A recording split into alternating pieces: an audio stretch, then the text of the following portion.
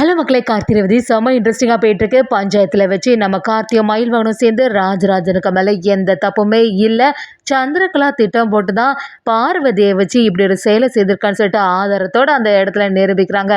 அதோடு இல்லாமல் சந்திரகலாவுக்கு சரியான ஆப்பு வைக்கிற மாதிரி நம்ம கார்த்தி ரேவதியும் சேர்ந்து சரியான ஒரு திட்டத்தை போடுறாங்கன்னு சொல்லலாம். வீடியோக்குள்ள போகிறதுக்கு முன்னாடி நம்ம சேனலுக்கு சப்ஸ்கிரைப் பண்ணுங்கள். அப்படியே பக்கத்தில் இருக்க பெல் ஐக்கனை கிளிக் பண்ணுங்க. அப்போ தான் நான் போடுற வீடியோலாம் உங்களுக்கு நோட்டிஃபிகேஷனாக வரும்.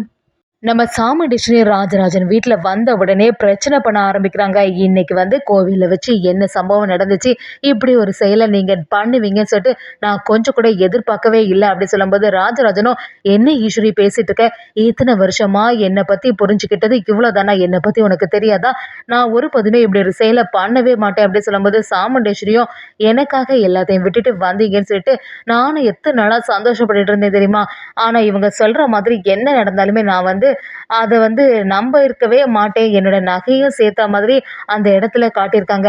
இந்த வீட்டில் இருந்தக்கூடிய இந்த நகை எப்படி வெளியில் போயிருக்கோம், சரி ஏதோ ஒரு சூழ்ச்சி வேலை பண்ணி யாராவது ஒருத்தங்க இந்த செயலை செய்திருக்கலாம் அப்படிங்கிற மாதிரி யோசிச்சாலுமே எனக்கும் உங்களுக்கும் மட்டும் தெரிஞ்ச ஒரு விஷயம் எப்படி வெளியில் உள்ளவங்களுக்கு தெரியும் அப்படின்னு சொல்லிட்டு சாமுண்டீஸ்வரி அப்படியே ராஜராஜனை எதிர்த்து நிற்கும் போது ராஜராஜனும், என்ன ஈஸ்வரி புரியாமல் நீ பேசிட்டு இருக்க, யார் என்ன சொன்னாலுமே அதை வந்து நீ நம்பிடுவியா அப்படின்னு சொல்லிட்டு பிரச்சனை பண்ண ஆரம்பிக்கிறாங்க. சந்திரகலாவும், இத்தனை நாள் வரைக்கும் என்னோட அக்காவை இப்படி ஏமாத்திட்டு இருக்கிறதுக்கு உங்களுக்கு எப்படிதான் மனசாட்சி வந்துச்சு மாமா அப்படின்னு சொல்லிட்டு பிரச்சனை பண்ணும்போது நம்ம ராஜராஜனும், ஈஸ்வரி அவ தான் புரியாம பேசிட்டு இருக்கா, நீ வந்து இதை ஒருபோதுமே நம்பாத அப்படி சொல்லும்போது சாமுண்டீஸ்வரி அதை கேட்குற மாதிரி இல்லை.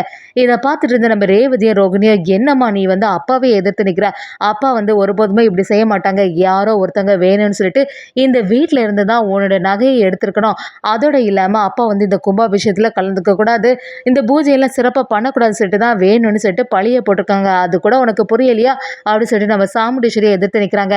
இன்னொரு சைடு பார்த்தீங்கன்னா ரேவதி நம்ம கார்த்தி மாமா இங்கே நடக்கிறது எதுவுமே சரியில்லை, அப்பாக்கு மேலே இப்படி ஒரு பழிய போட்டிருக்காங்க, அதோட இல்லாமல் பஞ்சாயத்தில் அப்பாவை நிற்க வச்சு கேள்வி கேட்பாங்க, இதுக்கு என்ன செய்ய முடியும் அப்படி சொல்லும்போது நம்ம கார்த்தியும், கண்டிப்பாக இதுக்கு எல்லாமே காரணம் சின்னத்தைய தான் இருக்கும், அவங்க சித்தி தான் இதுக்கெல்லாம் காரணம் அப்படி சொல்லும்போது ரேவதியும், சரி சந்திரா சித்தி வந்து என்ன செய்கிறாங்கன்னு சொல்லிட்டு நம்ம கண்காணிச்சுட்டே வரணும், அவங்க எதை பற்றி பேசுகிறாங்க அப்படிங்கிறத புரிஞ்சுக்கணும்னு சொல்லிட்டு நம்ம ரேவதி சந்திரகலா என்னெல்லாம் செய்கிறாளோ அதெல்லாம் பார்க்கறதுக்கு ஆரம்பிக்கிறாங்க. கண்டிப்பாக இது எல்லாமே சந்திராவோட வேலையாக தான் இருக்கும், வீட்டில் அம்மாவோட நகையை எடுத்தது சந்திராவாக தான் இருக்கும் அப்படிங்கிறது எல்லாமே நம்ம ரேவதிக்கே புரிய வருது. சந்திரகலாவும் நம்ம நினச்ச மாதிரி எல்லாமே நடந்துட்டு இருக்கா, அக்காவும் மாமாவும் இப்போ சண்டை போட ஆரம்பிச்சிட்டாங்க, இனி எல்லாமே நம்ம நினச்ச மாதிரி தான் நடக்க போகுது, பஞ்சாயத்தில் வச்சு எப்படி இருந்தாலுமே எந்த உண்மையும் நிரூபிக்கவே முடியாது அப்படிங்கிற மாதிரி சந்திரா யோசிக்கிறாங்க.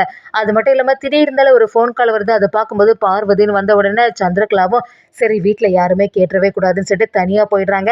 இதை நம்ம ரேவதி பின்னாடி இருந்தே கவனிக்கிறாங்க, எதுக்கு இந்த சித்தி இப்படி பயப்பட்டு தனியாட்டு போகிறாங்க, அதுவும் இந்த ஃபோன் கால் வந்த உடனே அவங்களோட முகமே சரியில்லையே, சரி பின்னாடியே போய் பார்க்கலான்னு சொல்லிட்டு நம்ம ரேவதி சந்திரகலாவை ஃபாலோ பண்ணிட்டு போகிறாங்க. சந்திரகலா தனியாக இருந்து ஒரு ஃபோனை அட்டன் பண்ணுறாங்க. பார்வதி கிட்ட போய், பார்வதி நீ சொன்ன மாதிரி நடிச்சு காட்டிட்ட, எனக்கு சந்தோஷமா இருக்கு, நம்ம பிளான் படியே நீ வந்து இந்த பஞ்சாயத்து முடிஞ்ச உடனே வெளிநாட்டுக்கு போயிடணும் அப்படி சொல்லும்போது அந்த பார்வதியும், நீங்கள் இவ்வளோ பணம் தரும்போது நான் இதெல்லாம் செய்ய மாட்டேன்னா, நீங்களே உங்கள் செலவுலேயே இந்த வெளிநாட்டுக்கு அனுப்புறீங்க, கண்டிப்பாக இந்த பஞ்சாயத்து முடிஞ்ச உடனே நான் எஸ்கேப் ஆகிடுவேன், ராஜராஜருக்கு மேலே தான் எல்லா தப்பும் இருக்கிற மாதிரி நான் எப்படியாவது நிரூபிச்சிருவேன் அப்படி சாதிச்சிருவேன்னு சொல்லிட்டு அந்த இடத்துல பார்வதியும் நம்ம சந்திரகலா கிட்ட சொல்லும்போது சந்திரகலாவும், எனக்கு இதுதான் வேணும் அப்படின்னு சொல்லிட்டு அந்த ஃபோனை கட் பண்ணிடுறாங்க. இது எல்லாமே நம்ம ரேவதிக்கு காதில் விழுது. ஸோ இது எல்லாத்துக்கும் காரணம் சித்தி தானே, சித்தி இவ்வளோ மோசமாக நடந்துப்பாங்கன்னு நான் கொஞ்சம் கூட எதிர்பார்க்கவே இல்லை, இவ்வளோ கீழ்த்தரமாக நம்ம அப்பாவுக்கு மேலே இப்படி பழிய போட்டிருக்காங்களே, இதை வந்து சும்மாவே விடக்கூடாது, இப்போவே கார்த்தி மாமா கிட்ட எல்லா விஷயத்தையும் சொல்லிட வேண்டியதுன்னு சொல்லிட்டு நம்ம ரேவதி அப்படியே கார்த்திகிட்ட, சந்திரா சித்தி வந்து கொஞ்சம் முன்னாடி ஒருத்தங்கிட்ட பேசினாங்க, பார்வதிங்கிற ஏதோ ஒரு பொண்ணு தான் அப்படிங்கிற மாதிரி எல்லா விஷயத்தையும் சொல்கிறாங்க. இந்த ஃபோன் நம்பர் எல்லாம் அதில் இருந்து எப்படியாவது சித்தியோட ஃபோன் எடுத்து பார்த்தா நமக்கு எல்லாமே தெரிஞ்சிடும் அப்படின்னு சொல்லிட்டு நம்ம கார்த்திகிட்ட அந்த ரேவதி அந்த லேடியை பற்றின எல்லா விஷயத்தையும் சொல்ல ஆரம்பிக்கிறாங்க. நம்ம கார்த்தியும் மயில் வந்துட்டு, இனிமேல் இதை வந்து சும்மா விடக்கூடாது, நமக்கு டைம் எல்லாம் குறைவாக இருக்குது, நாளைக்கே பஞ்சாயத்தை கூட்டி இந்த விஷயத்தை பற்றி பேசும்போது அந்த பார்வதி யார் அப்படிங்கிறத நம்ம நிரூபிச்சிடணும் அப்படின்னு சொல்லிட்டு நம்ம கார்த்திகை மயில் வாகனத்திட்ட, சரி அந்த பார்வதி வந்து வெளிநாட்டுக்கு எஸ்கேப் ஆகிறதுக்கு முன்னாடி அவளை பற்றின எல்லாத்தையுமே தெரிஞ்சுக்கணும்னு சொல்லிட்டு கிளம்புறாங்க. பார்வதியோட ஹஸ்பண்ட் யாராக இருக்கும், அவளுக்குன்னு ஏதாவது ஒரு குடும்பம் இருக்கா அப்படின்னு சொல்லிட்டு தேடும்போது அதுக்கேற்றவாறு நம்ம கார்த்திகை மயில் வாகனம் அந்த இடத்துல வராங்க.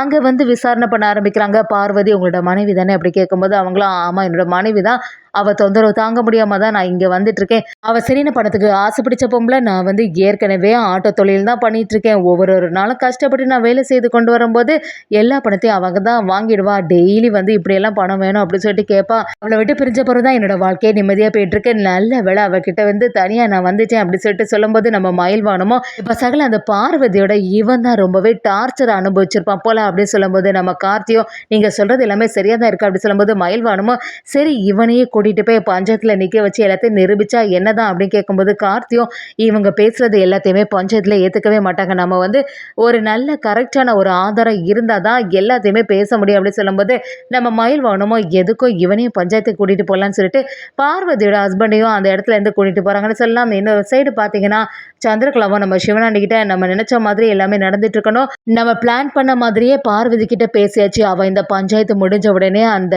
ஊரை விட்டு இல்ல நாட்டை விட்டே போயிடுவா. அதுக்கப்புறமா அவளை கண்டுபிடிக்கவே முடியாது.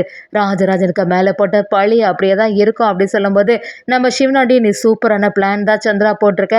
ஆனால் இந்த பார்வதி வந்து இந்த விஷயத்துல சொதப்பமா இருக்கணும். கார்த்தி வந்து ஏதாவது ஒரு ஆதாரத்தை நான் திரட்ட போறேன் அப்படின்னு சொல்லிட்டு கிளம்புனா, ஒரு நாள் டைமுக்குள்ள என்னென்ன பண்ண முடியும் அவனால அப்படின்னு சொல்லிட்டு நம்ம சிவனாண்டியும் சந்திரகலா கிட்ட சொல்லும்போது, சந்திராவும் எதுக்கும் நம்ம உஷாரா இருக்கணும். அந்த கார்த்தியெல்லாம் லேசாக நம்ம இடப்படக்கூடாது அப்படின்னு சொல்லிட்டு கார்த்தி பண்ணக்கூடிய ஒவ்வொரு விஷயத்தையும் சிவனாண்டியும் பார்க்க கண்காணிக்க ஆரம்பிக்கிறாங்க. அதே சமயத்துல நம்ம ரேவதியும் சந்திரசித்தி இவ்வளோ மோசமானவங்களா அப்படி சொல்லிட்டு நம்ம சாமுண்டேஸ்வரி கிட்ட போய் நீங்க எதை பத்தியுமே கவலைப்படாதுங்கம்மா. கண்டிப்பா அப்பா வந்து எந்த தப்புமே பண்ணியிருக்க மாட்டாங்க. உனக்கு எந்த நம்பிக்கையும் இல்லையா சந்திரசித்தி சொல்றது எதுவுமே கேட்காத. அதோட இல்லாம உன் கூடயே உள்ளவங்க ஒருத்தங்கனால தான் உனக்கு ஆபத்தே ஏற்பட்டுட்டு இருக்கு. வீட்லயே இருக்க ஒருத்தங்க தான் உன்னோட நகையை எடுத்து இப்படி இந்த மாதிரி கொடுத்துருக்கணும். வேற எதுக்குமே வாய்ப்பே இல்லை அப்படி சொல்லும்போது, நம்ம சாமுண்டேஸ்வரி சரி நீ சொல்றதெல்லாம் சரிதான்.